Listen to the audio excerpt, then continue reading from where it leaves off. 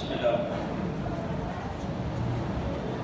من الشیطان الرجیم بسم اللہ الرحمن الرحیم نحمدہ ونصلی ونسلم علی سیدنا و مولانا محمد رسول النبی الامین المکین الامین الرحیم اما بعد فاعوذ باللہ من الشیطان الرجیم بسم اللہ الرحمن الرحیم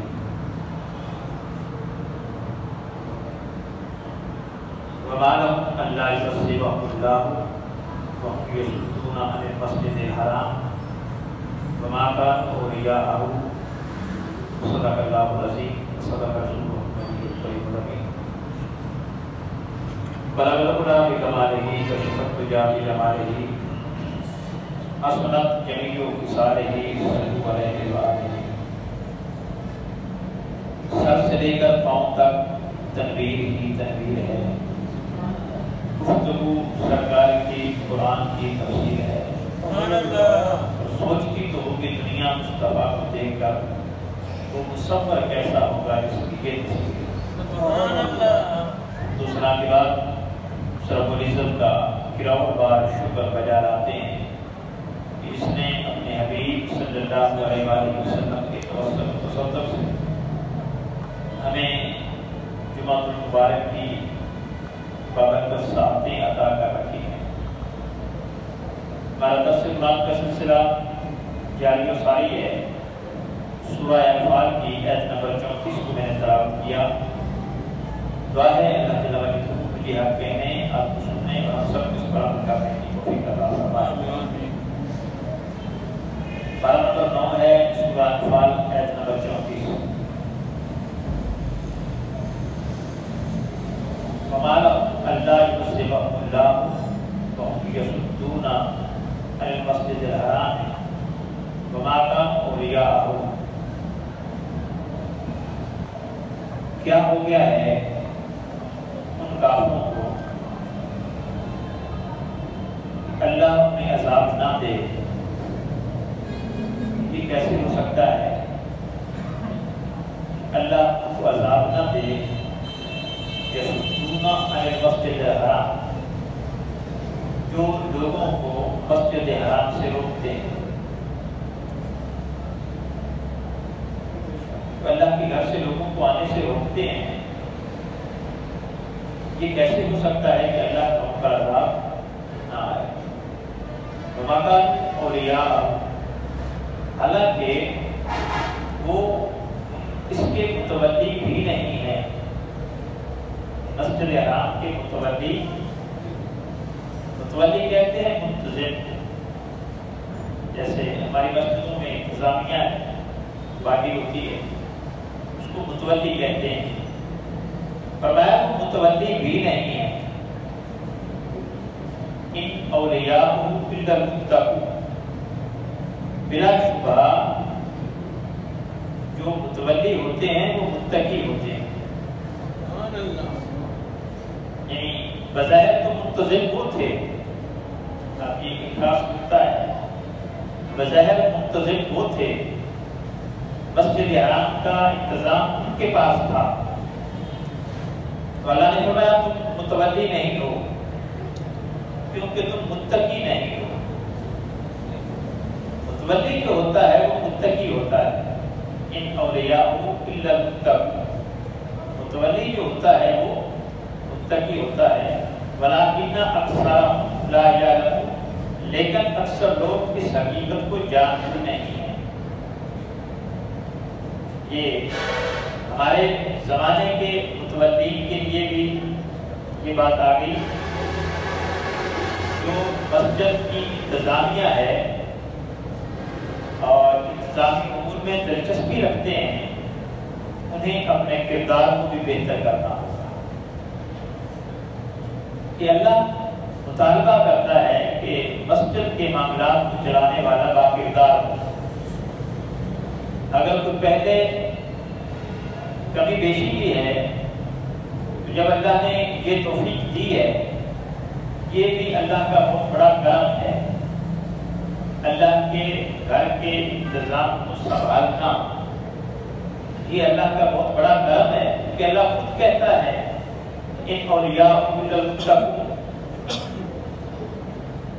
متقی لوگ ہی متولی ہوا کرتے ہیں، لیکن اکثر لوگ اس حقیقت کو جانتے، ان کا کردار مثالی ہونا چاہیے، باقی لوگوں سے ہٹ کے انہیں زندگی گزارنی چاہیے، اپنے نفس پر قابو پانا چاہیے کہ اب وہ ذمہ دار ہیں۔ لوگ کہیں گے یہ مسجد کا متولی نہیں جا رہا ہے،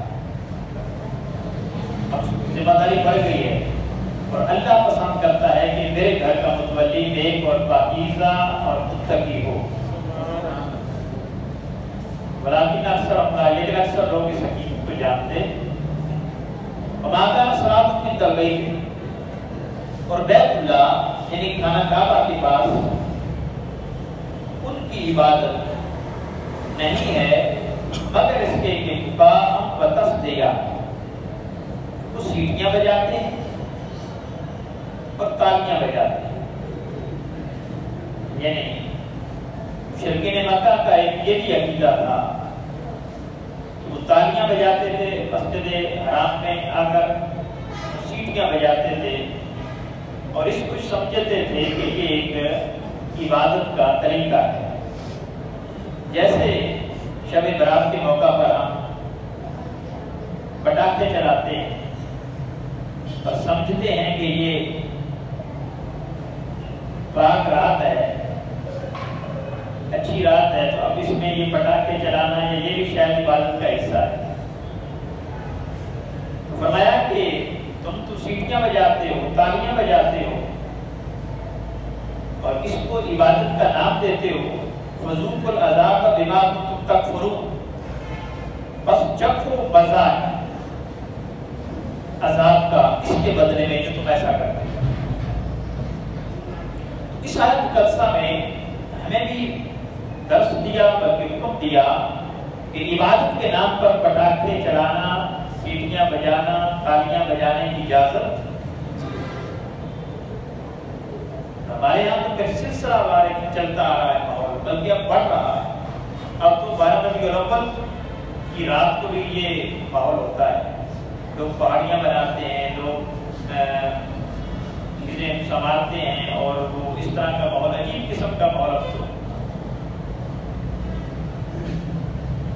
جشن مولود کعبہ، حضرت علی المرتضیٰ رضی اللہ تعالیٰ عنہ کے ولادت کے موقع پر بھی لوگ بھنگڑے ڈالتے ہیں،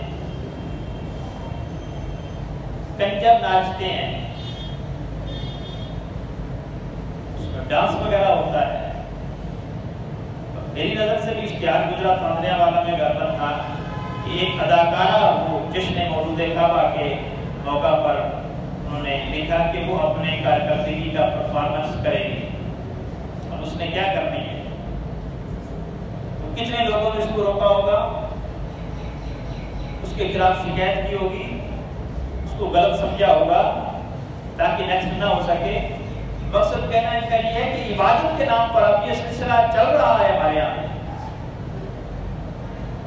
اور خدا نہ کرے یہ بڑھنا نہیں چاہیے۔ تو فرمایا وہ بھی ایسے کرتے تھے، آغاز تو کسی طرح سے ہو گیا نا، پھر وہ ان کا حصہ بن گیا۔ تو فذوقوا العذاب بما کنتم تکفرون، ان حرکتوں کی وجہ سے پھر تمہیں عذاب کا مزہ چکھنا ہوگا۔ وَإِنَّ الَّذِينَ كَفَرُوا يُنْفِقُونَ أَمْوَالَهُمْ، بے شک لوگ کافر اپنا مال خرچ کرتے ہیں لِيَصُدُّوا عَنْ سَبِيلِ اللَّهِ، تاکہ لوگوں کو اللہ کے راستے سے روکیں، لوگوں کو ان کے راستے سے روکیں۔ فَسَيُنْفِقُونَهَا ثُمَّ تَكُونُ عَلَيْهِمْ حَسْرَةً ثُمَّ يُغْلَبُونَ، لیکن وہ خرچ کرتے ہیں، بلا کر ان کو پچھتاوا ہوگا۔ ثُمَّ يُغْلَبُونَ، اور وہ مغلوب بھی ہوں گے، لوگ نہیں رکیں گے، اللہ کا دین بڑھے گا۔ لِيُظْهِرَهُ عَلَى الدِّينِ كُلِّهِ وَلَوْ كَرِهَ الْمُشْرِكُونَ، اللہ کا دین غالب آئے گا، اگرچہ یہ بات مشرکین پر ناگوار ہی کیوں نہ گزرے، وہ سارے حل استعمال کر لیں، لیکن اللہ کے دین کو روک نہیں سکیں گے، اس کو جتنا دباؤ گے اتنا بڑھے گا۔ پھر تاریخ نے دیکھا کہ وہ مزاق کرتے تھے، جب صحابہ نے حضور سے یہ سنا تھا نا کہ روم اور فارس فتح کریں گے، منافقین اور مشرکین مزاح کرتے تھے کہ دیہات کے رہنے والے سپر پاور بننے کی کوشش میں ہیں. یعنی عراقی مسلمانوں کو تنظر کہا کہ تم دیہات کی سطح کے لوگ ہو اور یہ ٹرائی کر رہے ہیں اور یہ خواہش کر رہے ہو کہ ہم روم اور فارس کو فتح کریں گے. وہ ٹھٹا کرتے، مذاق اڑاتے، طنز کرتے. پھر تاریخ نے دیکھا کہ روم بھی فتح ہوا اور فارس بھی فتح ہوا. پھر نہ روم سپر پاور رہا نہ فارس رہا، بلکہ اسلام سپر پاور رہا.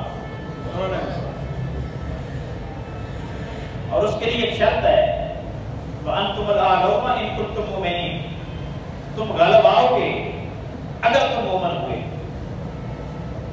پھر کئی صدیوں تک اسلام سپر پاور رہا، اور جب ایمان کم ہوتا چلا گیا تو طاقت ختم ہوتی چلی گئی، غروب دبدبہ ختم ہوتا چلا گیا.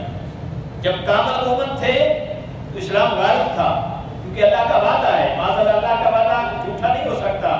اس نے فرمایا وَأَنْتُمُ الْأَعْلَوْنَ، تم غالب آؤ گے، تم غالب رہو گے إِن كُنتُم مُؤْمِنِينَ، اگر تم مومن ہوئے. اب حال یہ ہے کہ اب 2-3 صدیوں سے 4 صدیوں سے ہم غالب نہیں ہیں، تو پھر کیا ہم مومن نہیں رہے؟ 2 ہی صورتیں ہیں، یا غلبہ ہونا چاہیے تھا اگر ایمان والے ہوتے، تو یا ہم غالب ہیں یا مومن نہیں ہیں. جہاں تک پہلی بات کا تعلق ہے کہ ہم غالب ہیں تو جواب نفی میں ہے، ہم غالب نہیں ہیں، مغلوب ہے. اب سپر پاور کوئی اور ہے. اب یہ تو بیچارے مسلمان تو ڈر کی زندگی بسر کر رہے ہیں، کہیں چودھری مار نہ دے. پوری دنیا میں ذلت و رسوائی کا شکار بن چکی ہے امت مسلمہ. وہ ایک ایکڑ کو گرفت میں لیے جا رہا ہے، دبائے جا رہا ہے، جو چاہتا ہے کیے جا رہا ہے کافر. ہم خاموش بیٹھے ہیں، خاموش تماشائی بیٹھے ہیں. جس کے ساتھ بیتتا ہے دوسرے تماشا دیکھنے چلے جاتے ہیں کہ چلیں یہ بھگتے، ہم ان کے ساتھ ہو جاتے ہیں کہ ہماری باری نہ آ جائے. 26 ممالک پر مشتمل یورپ کنٹریز ہیں اور ان کی ایک یونین ہے. چھوٹے چھوٹے ملک ہیں، لاکھ ایک لاہور کراچی جیسا ان کا ایک ملک ہے، لیکن ان کی یونین ہے. وہ عالم کفر ہے، عیسائیت اور یہودیت ہے کثرت کے ساتھ وہاں پہ. اور ان کا ایکا ہے اس بات پر کہ اگر کوئی غیر کسی ایک ملک کا مخالف ہوگا تو ایک کا مخالف نہیں سمجھا جائے گا، پوری یورپی یونین کا سمجھا جائے گا. وہ ایک ہے. یہ سفیر کیوں نہیں نکال رہے یہاں سے؟ خان صاحب نے بھی کہا، اور کیوں نہیں نکال رہے؟ اس کی ریزن یہ نہیں کہ فرانس کا مسئلہ ہے، اس کا مسئلہ یہ کہ یورپی یونین کا مسئلہ ہے. جو ہم ڈر رہے ہیں نہیں نکال رہے، وہ صرف فرانس کا مسئلہ نہیں، وہ یورپی یونین کا مسئلہ ہے. لاکھوں کے حساب سے تو ہمارے لوگ وہاں کام کر رہے ہیں، ہماری یورپ کے ساتھ ٹریڈ چل رہی ہے. تو کہتے ہیں کہ ان کا ایکا ہے کہ اگر ایک کے ساتھ مخالفت ہوگی تو سارے مخالف ہو جائیں گے. اب پاکستان کو ڈر یہ ہے کہ اگر فرانس کا سفیر نکالیں گے تو فرانس مخالف نہیں ہوگا، پوری 26 کے 26 ممالک مخالف ہو جائیں گے. وہ انہوں نے اکٹھے ہو کر ایک میسج دے رکھا ہے، یہاں اکٹھے ہیں، اگر کسی ایک طرف میری آنکھ دیکھی تو ہم سارے متحد ہو جائیں گے. کاش مسلمان بھی اکٹھے ہوتے. وَاعْتَصِمُوا بِحَبْلِ اللَّهِ جَمِيعًا وَلَا تَفَرَّقُوا. اللہ تو فرماتا ہے کہ اکٹھے ہو جاؤ، تفرقہ نہ کرو. وہ 26 ہیں، یہ 56 ہیں دنیا میں، یہ 56 ہیں. اور اگر 56 اکٹھے ہو جائیں اور میسج دے دیں کہ یہ مسلم یونین ہے، مسلم یونین ہے، اگر کسی نے ایک ملک کی طرف میری آنکھ سے دیکھا تو یہ مسلم یونین متحد ہو کر تمہاری آنکھ نکال دے گی. بتاؤ کسی کو ضرورت ہوگی دیکھنے کی؟ ان کی معیشت تو ہمارے پیسوں پہ چل رہی ہے. عرب کنٹریز کی طرف سے تیل تو سارا کے سارا ادھر سے جا رہا ہے. وہ تو اپنی بقا کے لیے بھی تیل ان کے یہاں پیدا نہیں ہو رہا، اپنی بقا کے لیے بھی وہ تو ان سے لیتے ہیں، خریدتے ہیں. اور اگر تیل بند کر دیا جائے تو ان کی ہوش ٹھکانے آ جائے. یہ امت مسلمہ کو پیغام دینا چاہیے تھا. تم آئے روز آقا علیہ السلام کی گستاخی کرتے ہو، ظالموں، کھاتے ہمارا ہو اور ہمیں گھورتے ہو. بند کرو یہ سلسلہ ورنہ تمہارا تیل بند کر دیں گے. اگر تیل ہی بند کرنے کی دھمکی آ جائے، ان کی کی طبیعت صاف ہو جائے گی. لیکن بدنصیبی بدقسمتی ہماری, ہم مومن نہیں رہے. بات تو بلا رہا ہوں ان کو غالب نہیں ہے اس وجہ سے کہ ہم مومن نہیں رہے. منافقت کا دور دورہ ہے, اسلام سے بیزاری کا دور دورہ ہے. اسلام نہ سیکھنے کے لیے تیار ہے نہ اس پر عمل پیرا ہونے کے لیے تیار ہے. اسلام سے کوسوں دور چلے گئے ہم, اور اس کی سزا اب بھی بھگت رہے ہیں اور پھر اگلے جان بھی بھگتیں گے. آگے فرمایا لیمیز الخبیث, بڑی بات کر دی اللہ جل وعلا.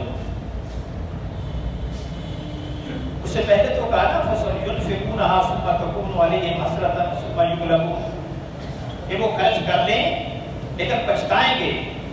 پھر فرمایا مغلوب ہو جائیں گے, پھر مغلوب ہوئے تاریخ نے دیکھا. وَالَّذِينَ كَفَرُوا إِلَىٰ جَهَنَّمَ يُحْشَرُونَ, اور جنہوں نے کفر کیا وہ دوزخ کی طرف ہانکے جائیں گے. اب آگے اگلی ہے لیمیز اللہ الخبیث من الطیب, پھر اللہ پلید کو پاک سے جدا کرے گا. پھر اللہ پلید کو پاک سے جدا کرے گا. حق والوں اور باطل والوں کو الگ الگ کرے گا. حق اور باطل میں امتیاز پیدا کرے گا. اور پھر کیا ہوگا جب پلید دور ہو جائیں گے, اسلام کے خلاف سازشیں کرنے والے اور اسلام کا نام لے کر منافقت کرنے والے جب الگ ہو جائیں گے, پھر کیا ہوگا وَيَجْعَلَ الْخَبِيثَ بَعْضُهُ عَلَىٰ بَعْضٍ, پھر کیا کریں گے, یعنی ان نجاست بھرے کرداروں کو, ان خبیث لوگوں کو ایک دوسرے کے اوپر رکھ دیا جائے گا. وَيَجْعَلَ الْخَبِيثَ بَعْضُهُ عَلَىٰ بَعْضٍ, خبیثوں کو ایک دوسرے کے اوپر رکھیں گے, ڈھیر بنائیں گے, اوپر تلے رکھ کر ان کو اکٹھ فَرْيَقُومُهُ جَمِيعًا, ان سب کا اکٹھا ڈھیر بنائیں گے. قرآن کہہ رہا ہے ان کو مجتمع کریں گے ایک دوسرے کے اوپر رکھ کر, پھر ڈھیر بنائے گا. فَيَجْعَلَهُ فِي جَهَنَّمَ, پھر ان کو جہنم میں ڈال دیں گے. یہ حال ہوگا خبیثوں کا. اولئک هم الخاسرون, یہ لوگ خسارے میں ہوں گے اور بہت نقصان اٹھائیں گے. پھر فرمایا قُلْ لِلَّذِينَ كَفَرُوا إِن يَنْتَهُوا يُغْفَرْ لَهُم مَا قَدْ سَلَفَ, آپ کفر کرنے والوں سے فرما دیں اگر وہ کافرانہ افعال سے باز آ جائیں, ان حرکتوں سے باز آ جائیں, يُغْفَرْ لَهُم مَا قَدْ سَلَفَ, پھر جو گزر گیا ہے ہم اس کو معاف کر دیں گے. جو گزر گیا ہے ہم اس کو معاف کر دیں گے. وَإِن يَعُودُوا فَقَدْ بَدَتْ سُنَّتُ الْأَوَّلِينَ, اور اگر وہ یہی کچھ کرتے رہے پھر یقیناً ان کے ساتھ وہ کریں گے جو پچھلی قوموں کے ساتھ کیا ہے, یعنی تباہ و برباد کر دیں گے. جو پچھلی قوموں کے ساتھ کیا ہے ان کے ساتھ وہ کریں گے, لہذا باز آ جائیں. تو حالت کفر سے جب اسلام حالت اسلام میں آتا ہے, یہ بات بڑی توجہ ہے, تو اللہ اس کے گناہ کو معاف فرما دیتا ہے. لیکن ایک سوال ہے کہ کیا سارے گناہ معاف ہو جاتے ہیں؟ جن کا تعلق حقوق اللہ سے ہے وہ معاف ہوں گے. اس پر حدیث بات ہے حضرت مغیرہ بن شعبہ رضی اللہ تعالیٰ عنہ, صلح حدیبیہ کے مقام پر آقا علیہ السلام کے لیے باڈی گارڈ تھے. عروہ بن مسعود سفیر بن کے آیا تھا مکہ کا مذاکرات کرنے کے لیے کہ مسلمانوں کو روکا جائے, یہ جنگ کرنے آ رہے ہیں. عروہ بن مسعود کا ایک انداز تھا کہ جب بات کرتا تھا تو خود کی داڑھی کو پکڑ لیتا تھا. کئی لوگوں کو عادت ہوتی ہے کہ تھوڑی کو پکڑتے ہیں معافی کے انداز میں. اب وہ گستاخی تو نہیں کر سکتا تھا وہاں پہ کیونکہ 1500 صحابہ تھے. وہ ایک اس کا ایک معذرت کہانا انداز تھا, اس انداز میں وہ داڑھی کو ہاتھ لگاتا تھا. پکڑنا نہ کہ ہاتھ لگانا کہ ہاتھ لگاتا تھا. لیکن مغیرہ بن شعبہ وہ اس کے بھانجے تھے اور وہ اسلام قبول کر چکے تھے. ان کے ہاتھ میں تلوار تھی. وہ جو ہی ہاتھ آگے کرتا تھا تو مغیرہ رضی اللہ تعالیٰ عنہ تھوڑی سی ٹھوکر لگاتے کہ ہاتھ پیچھے کر کے بات کرو. یہ ہمارے رسول کے لیے ادب کے خلاف ہے۔ تو جب اس نے ٹھوکر لگائی نا تو اس نے پوچھا یہ کون ہے، اوپر سے دیکھا، جب بیٹھا تھا اندازہ نہیں تھا، پہچان نہ کر سکا۔ تو کسی نے کہا مغیرہ، اس نے کہا بھانجا تھا۔ اس نے کہا تم تو فلاں فلاں کام کرتا رہا، پھر میں نے تجھے بنا دی، اب تو بڑا نیک بن گیا ہے۔ یعنی اس نے کوئی ڈاکہ مارا تھا حالت کفر میں، کسی کا مال لوٹا تھا، چوری کی تھی، حق مارا تھا کسی کا، پھر وہ لوگ آ گئے تو اس نے بنا دی، وہ تانا دیا میں نے تب تجھے بنا دی تھی۔ اب یہ بات جب آقا علیہ السلام کے ہاتھ پر اس نے اسلام قبول کیا تھا تو اس نے کہی تھی کہ رسول اللہ مجھ سے یہ بھی غلطیاں ہوئی ہیں، اب ان کا کیا بنے گا؟ اب یہ نہیں فرمایا آقا علیہ السلام نے کہ جو ہو چکا ہے اس کو چھوڑو، اب آگے نہ کرو۔ حضور نے فرمایا باقی سب کچھ معاف ہو جائے گا، لیکن جو کسی کا حق مارا ہے نا، لوٹا ہے، وہ تمہیں واپس کرنا پڑے گا۔ اب اندازہ ہے یہ حدیث میں نے اس لیے سنائی کہ ہمارے یہاں جب متقی ہم بن جاتے ہیں، توبہ کر لیتے ہیں، داڑھی رکھ لیتے ہیں اور پرہیزگار بن جاتے ہیں، تو توبہ کر کے پھر سمجھ لیتے ہیں، خود کو جسٹیفائی کرتے ہیں کہ اب پچھلے گناہ معاف ہو گئے۔ میں ریٹائرمنٹ سے پہلے رشوت لیتا تھا، دھوکہ دیتا تھا، لوگوں کا حق مارتا تھا، لوٹتا تھا، سارا دھندا چلتا تھا، میں نے بہنوں کے حق مارے ہیں، ان کو وراثت میں سے حصہ نہیں دینے دیا، میں نے فلاں فلاں بیٹیوں کے حق، وہ سارا کچھ سامنے ہوتا ہے۔ تو اب تسبیح چلتی رہتی ہے، توبہ ہوتی رہتی ہے اور مطمئن ہوتے ہیں کہ اب جو تھا وہ تو بخش دیا گیا نا، معاف ہو گیا، میں نے توبہ جو کر لی، اب راہ راست پر آ گیا۔ بحمدہ تعالیٰ شکر کرتا ہے کہ میں اب راہ راست پر آ گیا۔ بھئی راہ راست پر آیا ہے، اچھی بات ہے، لیکن سوال ہے کہ پچھلے بھی معاف ہوں گے؟ نہیں، جب تک جن کا حق مارا تھا ان کو واپس نہیں لوٹائے گا، تیری توبہ خدا کی بارگاہ میں قبول نہیں ہوگی۔ حالت کفر سے بھی حالت اسلام میں آئے، اس کے لیے بھی کہا گیا ہے کہ لوٹاؤ ان کو جن کا لوٹا تھا، ورنہ نہیں بات بنے گی۔ اب تو ابھی اسلام میں ہے، اب تم کہتا ہے کہ میں نے پرہیزگاری کا لبادہ اور رکھا ہے، لہذا آپ معاف کر دیا جاؤ گا، نہیں کیا جاؤ گے، پکڑ ہوگی خدا کی بارگاہ میں۔ جس کا حق مانا ہے اس کو حق دینا پڑے گا، جس کو اذیت دی ہے اس کی اذیت سے اس کو بس معافی مانگنی پڑے گی۔ یہ جو ہوتا ہے نا گناہ سے معاف کر دیا جائے گا، یہ صرف حقوق اللہ کی بات ہوتی ہے۔ یہ بات ذہن نشین کر لیں، یہ جو سارے گناہ ٹرم چلتی ہے نا، سارے گناہ بخشے جائیں گے، یہ حقوق اللہ کے گناہ ہیں، نماز روزہ یہ فلاں فلاں یہ جو کام ہے، یعنی جو اللہ سے متعلق تھے حقوق، ان میں خامی ہے، کوتاہی ہے، غفلت ہے، وہ بخشے جائیں گے، باقی نہیں، وہ ان سے بخشواؤ گے جن کے ساتھ زیادتی کی ہے۔ لہذا یہ کنسپٹ کلیئر کر لینا چاہیے ہمیں۔ ہم اگر نیک بننا بھی چاہتے ہوں اور ہمیں خبر ہی نہ ہو کہ یہ لٹا کر نیک بنیں گے، اس ذات میں نہ رہیں کہ ہم نیک بن گئے، سوچیں کہ نیک بننے کے لیے وہ جو لوٹا ہے وہ دینا پڑے گا۔ اب ایک سوال آ جاتا ہے کہ وہ جی فلاں سے میں نے رشوت لی تھی، آپ کو تو اس کا پتہ بھی نہیں ہے وہ کہاں چلا گیا، اب تو فلاں کا حق مارا تھا، فلاں کے ساتھ میں نے ناجائز منافع لے لیا تھا، جھوٹ بول کر، بددیانتی کر کے، دھوکہ، یہ سارا کچھ ذہن میں چلتا ہے نا کہ لہٰذا اب باری تعالیٰ میں خود کو نیک راستے پر ڈالنا چاہتا ہوں، تو میں کیا کروں؟ مجھے ان کا تو پتہ بھی نہیں۔ اس پر فقہاء نے لکھا ہے کہ کوشش کریں ان کو ٹریس کرنے کی، اگر وہ ٹریس ہو جائیں تو پھر ان سے جا کر معذرت کر کے ان کو لوٹائے، اور اگر وہ ٹریس نہ ہو سکیں پھر یہ کہ وہ کیلکولیٹ کرے، جتنا بنتا ہے اس کا حساب لگائے، اور وہ اللہ کے راستے میں صدقہ کرے، غرباء کو دے۔ اب بھی اس کا حق نہیں ہے کہ وہ تو چلا گیا جی، اب وہ تو پتہ ہی نہیں ہے، مر گیا ہے جہاں بھی گیا ہے، جس کو میں نے لوٹا تھا وہ تو چلا گیا، لہذا اب تو مجھے اجازت ہے اس کی نہیں اجازت، اب صدقہ کرو اس کی طرف سے اللہ کے راستے میں، تمہاری ذات پر خرچ ہونے کی اسلام اجازت نہیں دیتا کہ تم اس کو خرچ کرو اور اس کو دبا کے رکھو، نہیں، صدقہ کرو۔ اور وہ بھی اس کی طرف سے کرو کہ باری تعالیٰ جس کو میں نہیں جانتا، جس کو میں نہیں پہچانتا، جس تک میں نہیں پہنچ سکتا، یہ بھی اس کا حق بنا تھا، یہ مولا میرے اور تیرے درمیان راز ہے، تو ہی جانتا ہے، سو میں اس کے لیے صدقہ کر رہا ہوں، اس کا ثواب اس کو پہنچے، اور میں تیری بارگاہ سے معافی مانگ رہا ہوں کہ مولا جو ہو چکا معاف کر دے، ایسا تیرا بندہ کبھی کسی کا حق نہیں مارے گا۔ تو یہ ہے، پھر توبہ کرے، پھر توبہ قبول ہوگی، اور جب تک وہ سلسلہ ہے پھر نہیں۔ اب حرام کی کمائی سے بنا ہوا مکان ہے، مکان بنا ہوا ہے، حرام کی کمائی سے خریدی ہوئی گاڑی ہے، اب اس گاڑی میں سفر کر رہے ہیں، تسبیح پھیر رہے ہیں، وہ تسبیح قبول ہو جائے گی؟ خدا کا خوف تو کریں یار۔ اس مکان میں رہ کر آپ بچوں کو بلا کر دیکھیں پکا کر قرآن کی تلاوتیں کر رہے ہیں کہ یہ مکان بابرکت بن جائے؟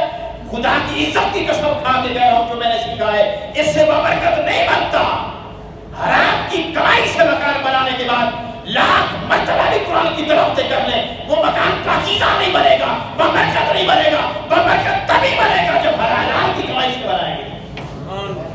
پھر اگر تلاوت نہیں بھی کروا سکے نا آپ تو حرج نہیں ہے، کروا لیں تو پھر بہتر ہے، اور نہیں بھی کروا سکے تو پھر اس کی برکت میں کوئی کمی نہیں آئے گی۔ ایک عجیب بھیڑ چال چل نکلی ہے، ایک عجیب ذام میں آ گیا ہے، گمان بنا لیتے ہیں لوگ کہ تلاوت کرا لو، بچوں کو بلا لو، ٹھیکے پہ قرآن پڑھاتے ہو۔ اعلیٰ حضرت نے لکھا ہے فتویٰ اعلیٰ حضرت کا کہ ٹھیکے پر قرآن پڑھانا مکروہ ہے، ناجائز ہے۔ ٹھیکے پہ کیا بچوں کو لائے 500 روپیہ دیا کہ قرآن پڑھ جاؤ، پھر والد کو بخش دو، یہ ہے ٹھیکے پر؟ یہی ہے نا، اس کے علاوہ کوئی اور صورت ہے تو ٹھیکے کی آپ وضاحت کر لیں۔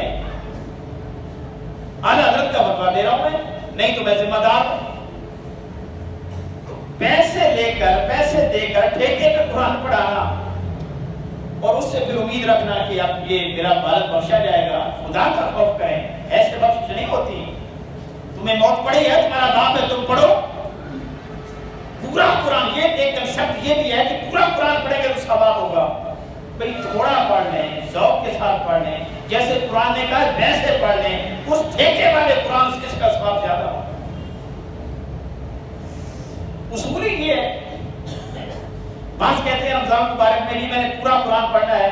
کئی لوگوں نے، میں جب ترجمے پہ زور دیتا ہوں تو کہتے ہیں کہ جی وہ رمضان میں پھر میں نے نیت کی ہوتی ہے کہ میں نے 1-2 قرآن ختم کرنے ہیں، ترجمے کے ساتھ پڑھے تو پھر تو نہیں ختم ہو سکتے، تو اس لیے کہ وہ ایسے پڑھ لے تو بغیر سمجھنے بھئی بغیر سمجھنے کے اگر پڑھیں گے اس کا تلاوت کا ثواب تو مل جائے گا، لیکن اگر سمجھ کر تھوڑا پڑھ لیں، پورا قرآن ختم نہ بھی کریں، پائیا پڑھ لیں، ایک رکوع پڑھ لیں، آدھا پارا پڑھ لیں، ایک پارا پڑھ لیں، تو اس کا ثواب اس پورے قرآن پڑھنے کے ثواب سے زیادہ ہوگا۔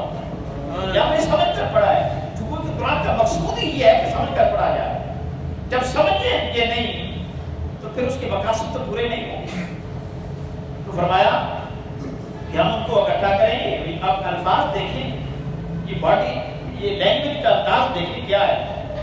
وَيَجْعَلْ عَلَى اللَّهُ الْخَبِيثَ وَيَجْعَلَ الْخَبِيثَ بَعْضَهُ عَلَى بَعْضٍ، ہم ایک دوسرے کے اوپر رکھیں گے خبیثوں کو۔ حالانکہ ویسے بھی کہا جا سکتا تھا جہنم میں ڈال دیں گے، ہم ایک دوسرے کے اوپر رکھیں گے۔ وَيَرْقُمَهُ جَمِيعًا، پھر ان کا ڈھیر بنائیں گے، ڈھیر بنائیں گے۔ وَيَجْعَلَهُ فِي جَهَنَّمَ، پھر ان کو پکڑ کر جہنم میں پھینک دیں گے، یعنی کرین میں جیسے اٹھا کر پھینکتے نا، ایسے پھینکا جائے گا ان خبیثوں کو۔ کل الذین کفروا یکفرون یغفر لهم ما قد سلف، اعلیٰ بخش دیتا ہے جو حالت کفر میں گناہ ہوتے ہیں جو گزر چکے ہیں، لیکن کسی کا حق مارا ہوگا، کسی کا مال ٹوٹا ہوگا، وہ تمہارے پاس موجود ہے، اب اس کی بخشش نہیں۔ وَقَاتِلُوا حَتَّىٰ لَا تَكُونَ فِتْنَةٌ، لڑو فتنے کے خلاف، ظلم کے خلاف، بددیانتی کے خلاف۔ حتیٰ لا تکون فتنہ، کب تک؟ جب تک فتنے کا خاتمہ نہ ہو جائے تب تک لڑو۔ صرف روزے رکھ لینا اسلام نہیں، کوئی حکم نہیں، یہ بھی حکم ہے اللہ کا۔ اب فتنے سے کیا مراد ہے؟ ہاں، وَيَكُونَ الدِّينُ كُلُّهُ لِلَّهِ، فتنے کا خاتمہ ہو جائے اور ہر جانب اللہ کا دین آ جائے، تب تک لڑو۔